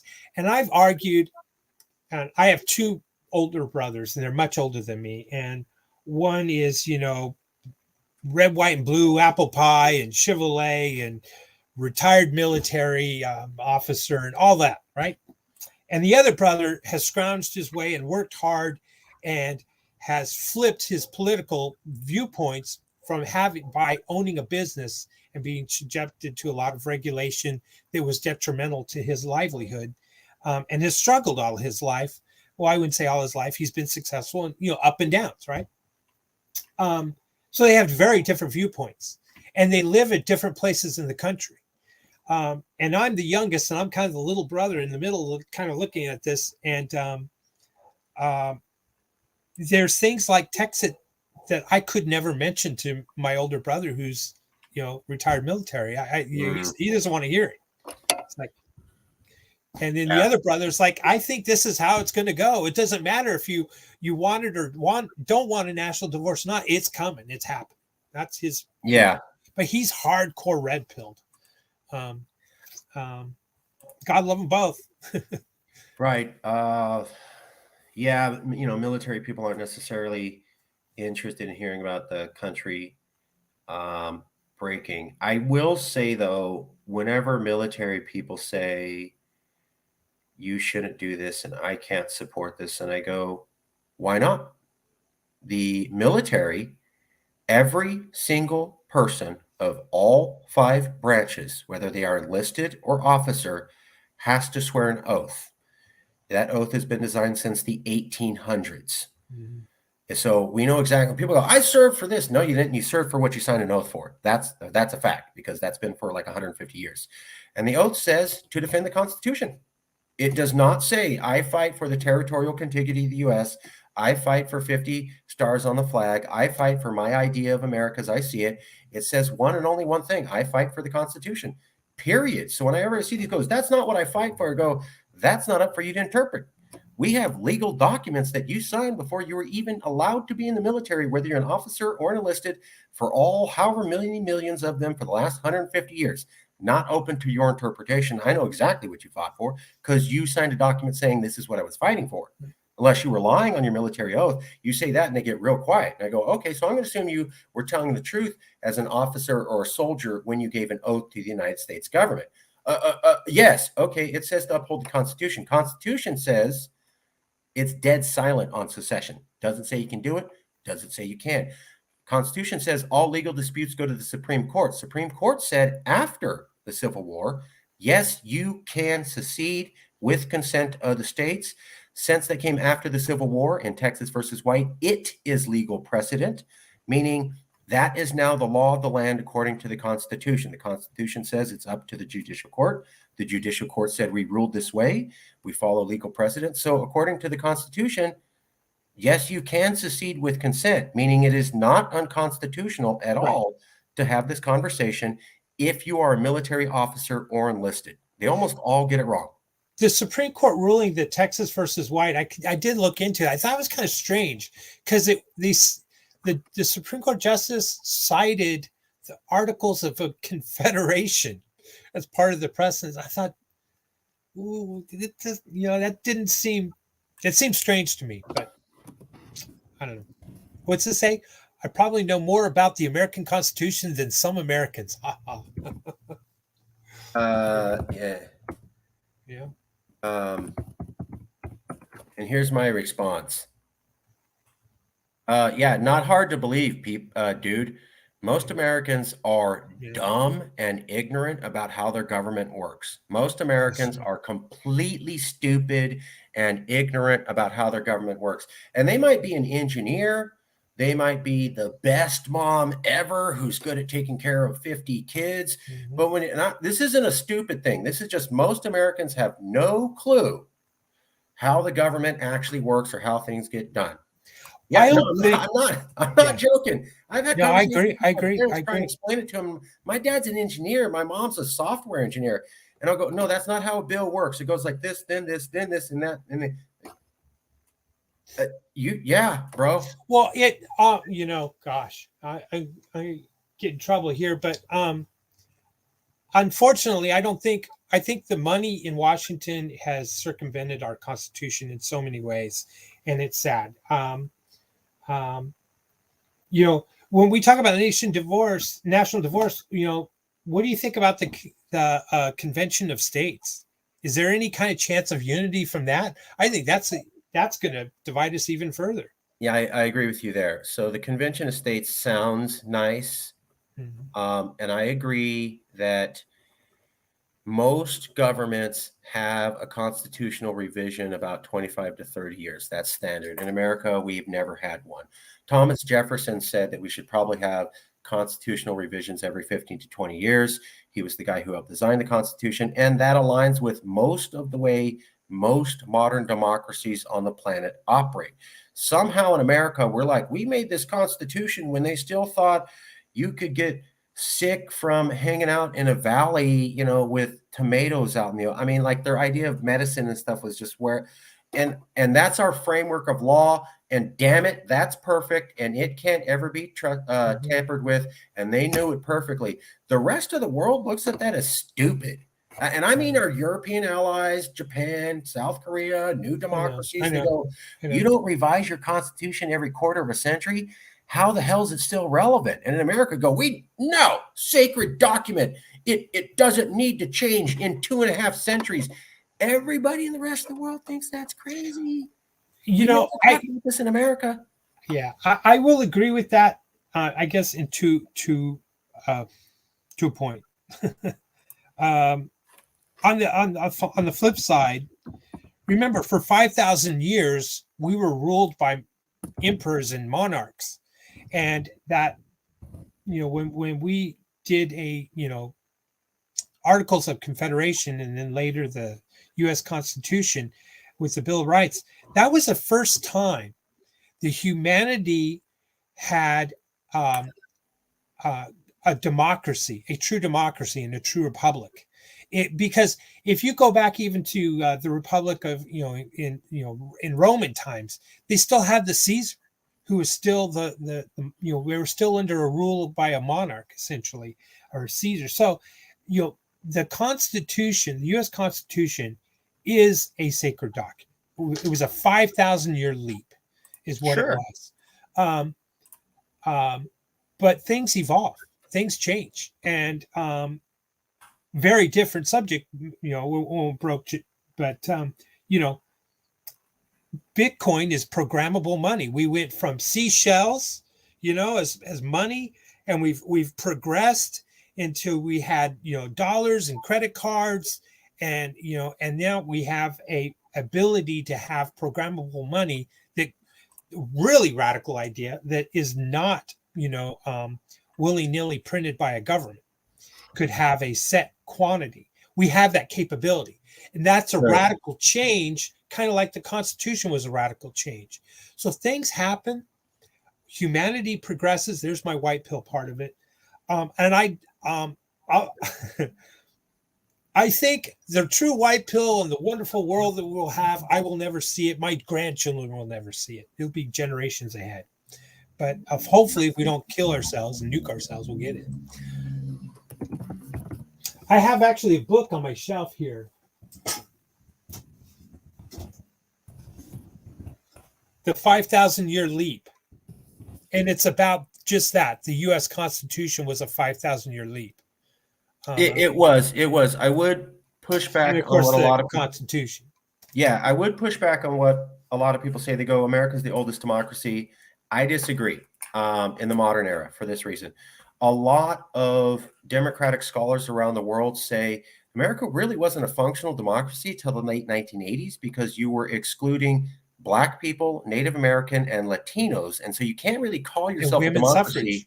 Women couldn't vote. And either. women suffered. So you can't really call yourself a democracy when large sections of your population didn't have the right to vote. So I see a lot of Americans like Liz Cheney going, we're the oldest surviving democracy. No one in the world who studies this thinks that, ma'am. That is an American myth. Everyone thinks that when you discriminate against Black people and brown people and Asian people and Indian people, you don't get to call yourself a functional democracy. So really, we're one of the youngest democracies in the world. If you look at it, that we don't go back more than the 1980s, that makes Israel older than us. I'm very leery of ranked voting. Do you think ranked voting can kind of help heal this thing or and stop dividing us? I don't think ranked voting would. I think ranked voting is a good system. I think we should go to ranked voting. I don't think ranked voting will fix division. You would have to have, I'll tell you how you fix division. AOC comes out and says, you know what? I don't like Donald Trump, but we agree on this issue. And she puts her arm around him and they hug each other and go, as Americans, this X issue is important and we demand to come together. Ilhan Omar goes and meets Tucker Carlson and goes, we disagree on this and this and that, but on this issue, as Americans, we come together. What I've seen is, I'm in California. When they overdid Roe v. Wade, a lot of people were upset. And I saw a lot of women, liberals, going, damn it, we need to get these conservatives who we can reach out to and realize that this is slavery and taking a woman's rights away, and get them to just realize this is wrong and form a coalition. And I went to them and I said, great. All you liberal women and all you liberals who who want to fight back against Roe v. Wade, and you said we need to go talk to these moderate conservatives. Well, guess what? I can introduce you to 1,000 moderate conservatives who are ready to work for you and totally believe a woman has the right to choose. They also just believe a woman should traditionally be in the kitchen. They also believe that you should be mostly Christian. They also believe in guns. They also believe in this. They believe in that, believe in that. So who's ready to work with these conservatives? Oh, hell no. Oh, hell. I thought you just said women's right to choose on abortion was the primitive, predominant issue, an existential threat. Yes, I don't want to deal with those people. Right. Well, those are your fellow Americans. How are you supposed to have a coalition when they're so damn disgusting you can't even look them in the eye? So we don't see anything like that at all. And that's what it would take to have division. And there's no interest in liberals doing that. I can tell you that. I don't think there's interest on the conservative side. I'm not here. I think both sides will agree to one thing. The right and the left will both say, I can't fix stupid. Yep. and then Yep. they're going to go the other way. Yep. Because, and like I said, if we can't even agree on the Bill of Rights, Yeah. a foundation document, a core belief, I would think would be a core belief. If we can't come to agreement on that document, we're not coming together. I was tell people that, like, okay, so the Bill of Rights says you have access to guns. No, it doesn't. Okay, I guess it doesn't. Sure, you're never going to get half the country to believe in that. Yeah. But California liberals have already convinced themselves that's the truth. So what's the solution? Separation. Where do we go? What happens after a national divorce? Peaceful People divorce. start voting with their feet. Those left in California or Texas go. I think we've already done the voting with our feet. I think because California's had a gigantic exodus of people who have left, and Texas has had a big exodus and a big take on of new people, and so has Florida. And they keep going, oh, all these people are hemorrhaging California. If all these people are hemorrhaging California, then we don't really need to have a big sort after secession because they've already left if they hate it that bad. You can't have this gigantic exodus of all these conservatives who can't stand California and then say, oh, but watch out, when they secede, there'll be a giant exodus of conservatives who can't stand California. They're already gone. I'm related to conservatives, and the conservatives in the Bay Area and LA know they're outnumbered and know to keep their comments to themselves, because if they hated that much, they would have already left. And the reason that they haven't is they have money and family here. So they're going nowhere. Yeah. Two things come to mind. I don't remember what year was it, 2013 maybe. Family road trip to California. We stopped at Needles in a little gas station. I'm talking to the guy because I'll talk to anybody. And they said, we actually voted for secession. We wanted to be part of Nevada, but California won't let us go. So I don't know. But what about yes? What about Eastern Oregon? Share the word. The pathetic joke. Pandemic joker. We are the real Cal Exit movement. There's a guy on the Yes California Facebook and Yes California Twitter page, and he is actively being sought after by the FBI for a case related to Russian spying. No, I'm not exaggerating at all. Whoa. He has hacked into our Twitter and Facebook page, so we have to tell people that if you don't see this face or the name Marcus Ruiz Evans or Jason Wright associated with it or a couple other names, it ain't the real Cal Exit movement. It's a guy not in America who's hacked the websites and has said some horrible things on them that are out of line with California values. And he's basically just trying to trick everybody that he's the real movement. And we just had, like, my local newspaper did an article on him, and it was really sad because they didn't even bother to Google his name. And so now the Fresno Bee, my local newspaper, just Fresno. You're in Fresno. I did not know that. Yeah. Oh, yeah. And the Fresno Bee just wrote an article promoting a guy who's actively being sought after by the FBI for federal investigation, for federal indictment on national security issues. And the Fresno Bee totally backed him up and publicized him and didn't bother to do 5 seconds of Google research on his name, which would have showed what he was. And then in the article, to top it off, they go, strangely, he did not respond to our request for comment, but we decided to write a whole article promoting him. Dumb. Yeah. Really dumb. Sad journalism, lazy. I emailed the 15 Fresno Bee reporters to point that out. Not one of them bothered to respond. Isn't that weird? Of course, they're not going to retract anything. So I'm just like, you promoted a guy who's under investigation. Wow. Wow. And you couldn't look on Google for 10 seconds. All you have to do is Google his name. It's like, couldn't be bothered. Oh yeah, he didn't respond to comments. Isn't that so weird? Yeah, because he's hiding from the law. So wow. This is us. We have this YouTube channel here. We also have a Twitter page called Cal Exit LLC. Let me show you that. This is the real us. Yeah, I'm gonna. I watched, I think, 1 or 2 videos of you, and I just sat down and opened up my phone and, oh wow, he's on. I'm gonna click on. Whoa, he's live, and so then I started. I so appreciate that. started Uh, hitting you with comments. and I'm putting this in the private chat.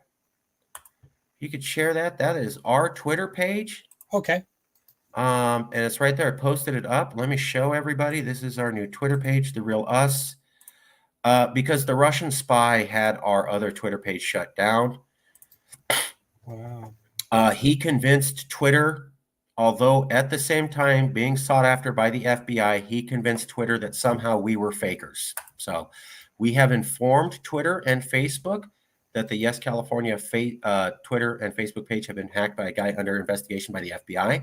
They didn't even bother to respond to us. So wow. I'm not sure what to do. You got Fresno Bee reporters not responding. You got Twitter and Facebook being informed and not responding.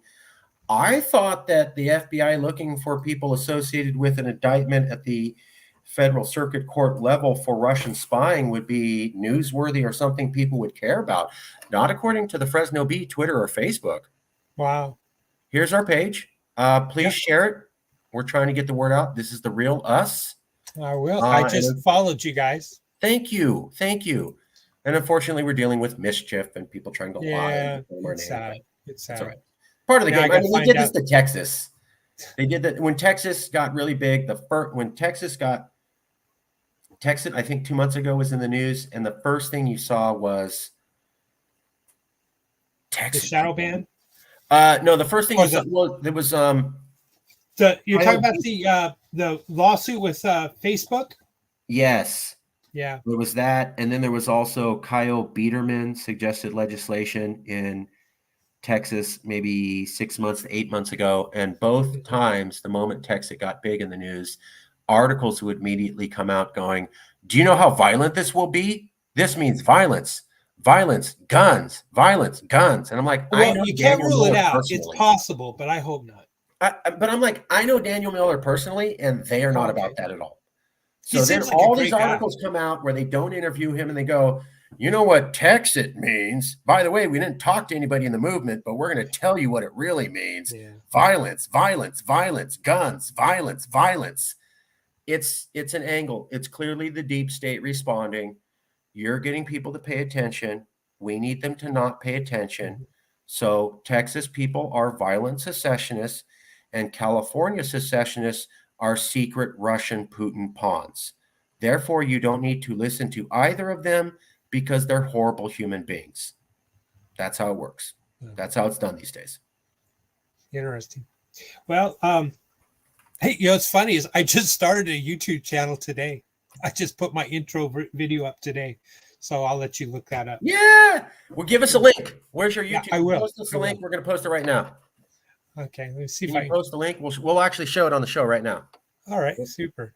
We're going to promote his YouTube channel. This is what we're trying to do. Get the real word out that we're the real California secessionists. And folks, if you're watching, I just did an intro video here. Let me see if I find it. We had somebody from England on the conversation. We're talking to a guy from Texas. And this is the point. All we want to do is have a conversation. I didn't say you had to secede. I never said you had to believe in Calexit. All I said was, can we talk about this based upon facts?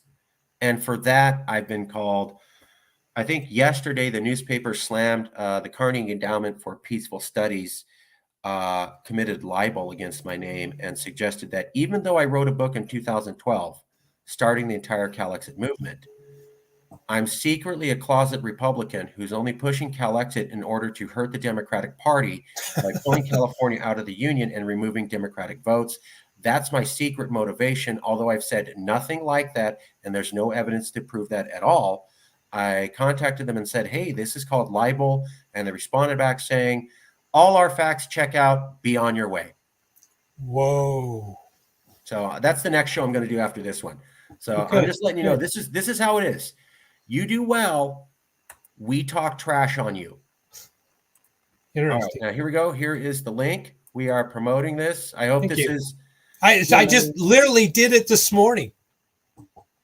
Okay. So, yeah, it's just my intro video of what I'm going to talk about. You know, I'm retired. I got things to say. I've traveled. I've done different things, and I actually even for a very, very brief moment I had lobbied at a state. But I used to be a VP some large corporations. So Oh, really? Reagan, Can you Yeah. tell us which ones, or you want to keep it quiet? I'd like to kind of keep that quiet Okay, right now. okay. But one of them we would export U.S. pork to Mexico.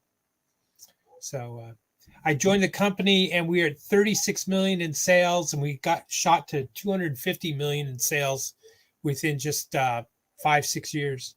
So that's me. I am for I am. So you have to check it out. Oh, that jumped up to something else, I guess. Oh, sorry. That's Yeah. all right. Fine. But, We try to keep it PC, and then sometimes YouTube is like, I'm like, that's not what I yeah.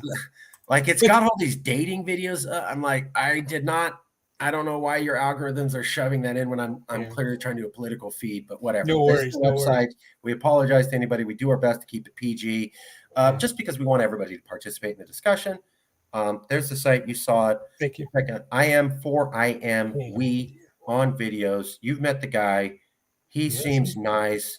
I don't think you're psychopathic, so I would say No, go no, no. check out. You seem nice. Yeah.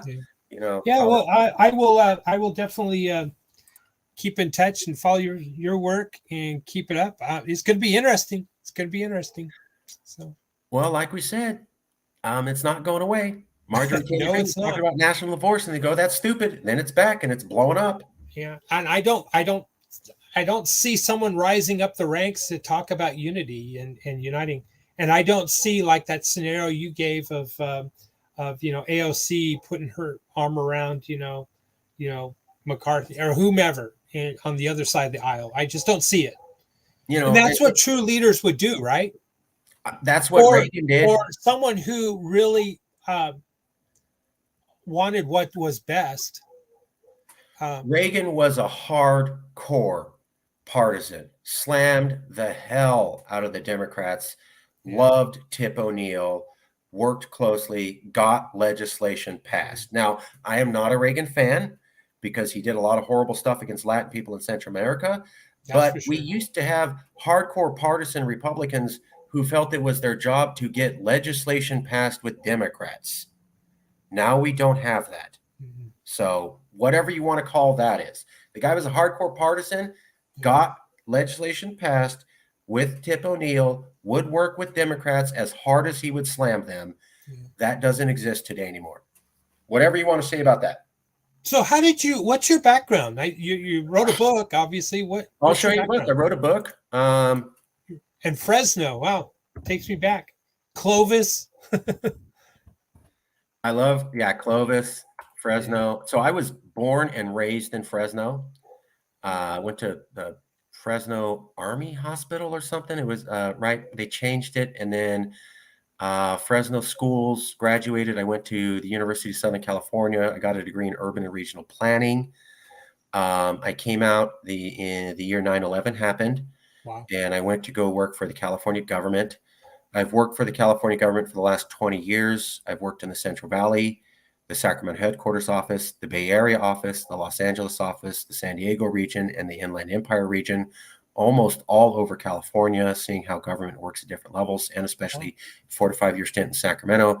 And then I wrote the book, and I made sure to publish the book from Fresno because everybody told me, don't do that. Nobody goes back to Fresno. Nothing happens in Fresno. And I go, I'm going to publish my book in Fresno. Mm-hmm. Everybody thought I was crazy. And for the first 4 years, we didn't, nothing, etc. And then one day Trump got elected, and I was on international and national TV because nobody in California thought Trump was going to be elected. We didn't think Trump was going to be elected. We thought Hillary was going to be elected, but we had planned that the day that she was elected, we were going to go to the Sacramento Capitol, and we had our tent and our gear pushing for CalExit. And we were going to go, look, Hillary's a liberal and you might be liberal, but she's not our type of liberal. And this still isn't going to change the fact that California is a donor state. And that was our angle. We go in there and it's Trump won. People were crying in this. I'm not exaggerating. The Sacramento Capitol was overrun with humans. The whole lawn was covered with people. They were all on their hands and knees crying. Literally an entire lawn of humans weeping. And I don't mean like a little, I mean, and they survived. They didn't die. They didn't die. They didn't lose their homes. They didn't lose their jobs. They didn't. Just the entire lawn. And then it went out into the streets. You couldn't even drive in. So the street, and if you pull up a picture of the Sacramento Capitol, you see it's a big lawn. Wow. All the lawn, all I the way didn't know around, that. all the street around it, covered with people. There was about 100 cops. Every cop had their hand on their gun like this, ready to go, because people were so damn amped up. They thought things were going to pop off. I remember I had to calm down 2 different crowds and go, you need to listen to law enforcement so that things don't get crazy.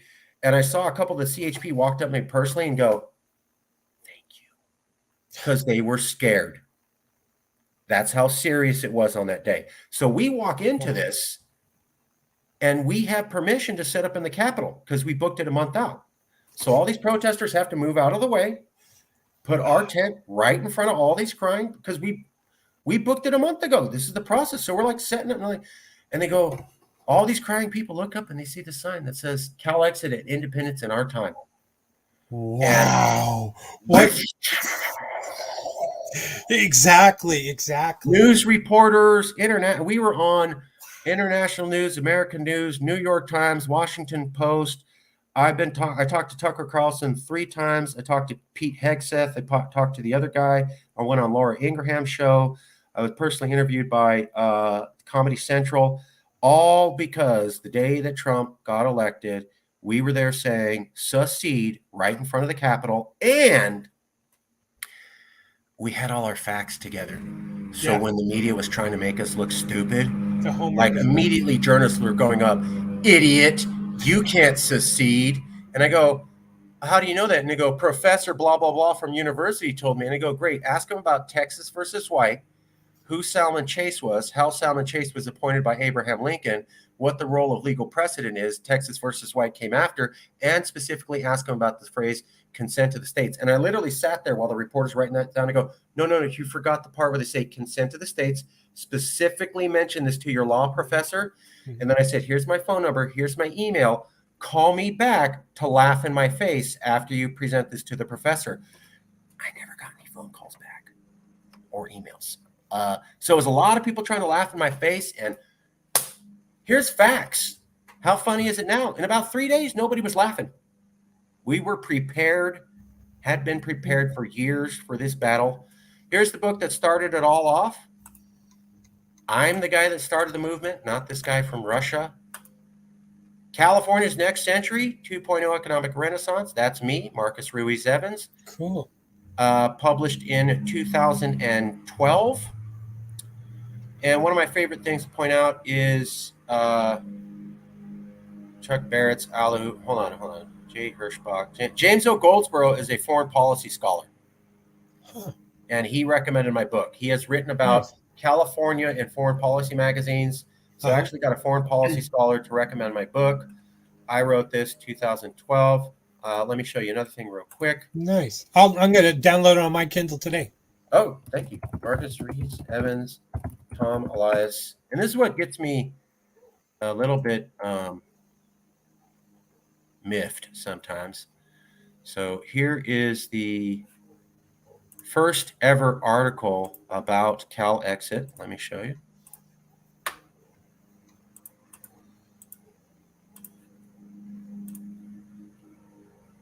By Tom Elias in 2013. So I published my book in 2012. Here's 2013. Tom Elias is a well-known columnist. He caused the recall election of Gray Davis, so he was famous for that. And here he is talking, and then blah, blah, blah. By comparison, California is a donor state. It could operate as its own country. Marcus Ruiz Evans. California could be independence. How would it do it? California's Next Century 2.0. So this is the first article in print ever seriously talking about California independence. This is the first book print ever talking about California independence. But one of my favorite things around here is I'm not the guy who thought of it. It was this other white guy that I worked for a while. He's the brain trust, and he thought of it, even though I'm the guy that wrote the book that was recommended by a foreign policy scholar. He didn't write a book, and I had the first article out, and I was research director. Because I'm Latino, there are many, and I'm not blaming you, There are many elderly Caucasians in California who don't think I am the leader of the movement. It's got to be the white boy. Do you know how racist that comes across I to know. that I know. person? He didn't publish a book. He wasn't recommended by a foreign policy scholar. He didn't get the first article. He wasn't research director. But I can't tell you the number of people coming to my face and going, yeah, well, I know it's really him calling the shots. So the brown boy's got to be following all the tips from the white boy, even though the white boy didn't do any of the publishing, recommendations, research, the Latin boy did. But he can't be calling the shots. Why? Because he's Latin. You ever heard of institutional racism? It exists in California today. Oh, I know. I know. Ain't that special? Well, it's a human frailty. It's sad. I just want to point out, we have room to grow in California as progressive as we are. Mm-hmm. And Texas has great barbecue. I've always told people, say what you want about Texas. Their barbecue blows us away. I remember having brisket at a wedding in Amarillo, and it was blue. We have restaurants called Texas Barbecue out here. Oh, it's nothing close. I know. Nice try. I'm letting you know, Californians, you are being tricked. If you haven't gone to Texas, we're proud of our barbecue here. Yeah, it's good. I will back you up on that. Your barbecue's solid. I'll tell you what I miss though, is I miss the California enchiladas. And my wife, her favorite is her favorite dish is enchiladas. So, and she's Hispanic, and she's from Tamaulipas. So, anyway, the enchiladas in California are very different than here. Here, it's got to be American cheese, which is more, Tex-Mex, but the red sauce that you can get in California, it's like the only place you can get it. And I'm just used to it in the San Joaquin Valley there in Visalia. So my family's Tejano, and we came to California, and then we'd have these really bizarre traditions. And I go, this is Mexican tradition. Well, all the Mexicans here were going, what? Because there's like 100 types of mole. Oh, I know. Going from the coast chocolate to peanut butter. Coast. Yeah. So like the way they do mole in Texas, North Mexico, Central Mexico, going up into the mountains, California, San Diego, it's different in every region. And they have kind of different accents. And so South Texas, it's breakfast tacos, but in California they're burritos, breakfast burritos. Yes, exactly. Very different. My favorite is probably street tacos. Street tacos are great. Have you ever had chocolate chicken? Yes. Well, it's not saying. Let me find out. It's a mole. It's a chocolate mole sauce over chicken. Yes, I've had it.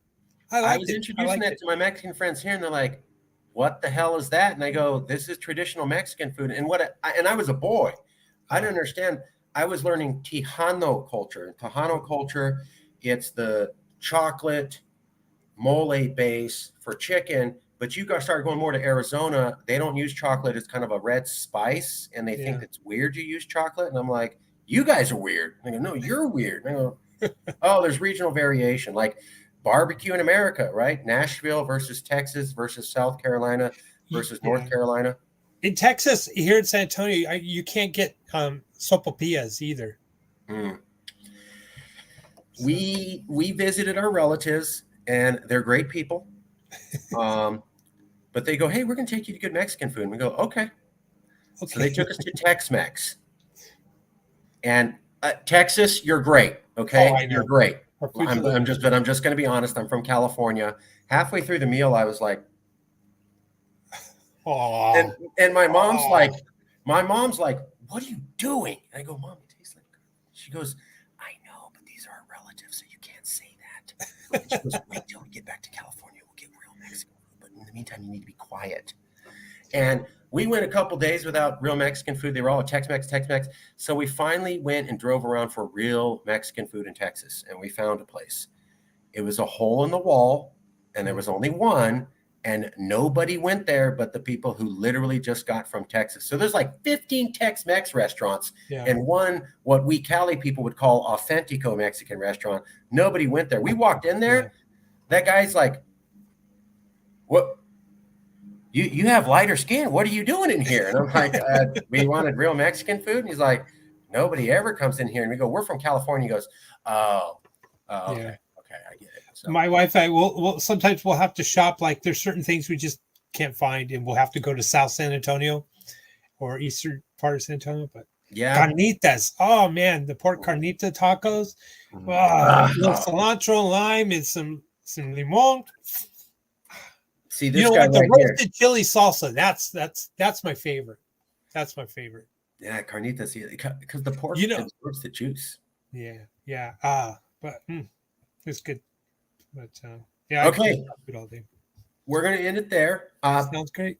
Please take my email just for giggles. Yeah, I'll throw you something I'm working on too. Sure. Let me just type it in here again.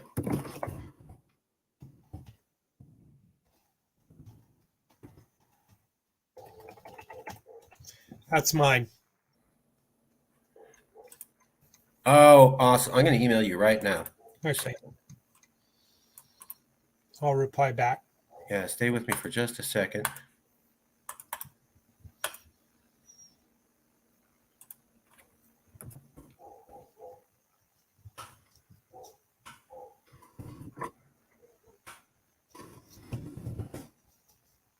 Oh, hold on. I got a better idea.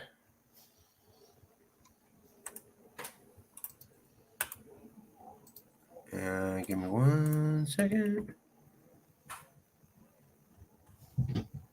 Okay, I am emailing you a link to today's show. Oh, super. Thank you. Exact link. Just click on the graphic. It'll take you to today's show. So you can see today's show, see yourself, and you have an email from me. We can stay in contact because this is all we want to do. We just want to have the discussion. We think if we have the discussion, it's going to go towards peaceful national divorce. We think the reason that we haven't had it is that the discussion's limited. I can't tell you the number of times we talk to people in California and they go, Calix, it's crazy. You couldn't do this. You couldn't do that. And they go, did you know about this? No. Did you know about this? No. Did you know this? No. Okay, so you didn't know 30 of the facts that we're talking about, but you're sure I'm crazy and don't know what I'm talking about. And that's so like the media here in California tells us that conservatives in the rest of America would never allow us to go and would be weeping in the streets if our star fell off the flag. I got to tell you, when I talk to conservatives in conservative states, they laugh their ass off when I tell them that. So someone's lying. It's either the California media or all of the normal conservatives I've met is misinforming Californians on the truth. Isn't that weird? Yeah, it is. Weird? Strange. They would say the total opposite of the truth. It's like they don't want this to happen.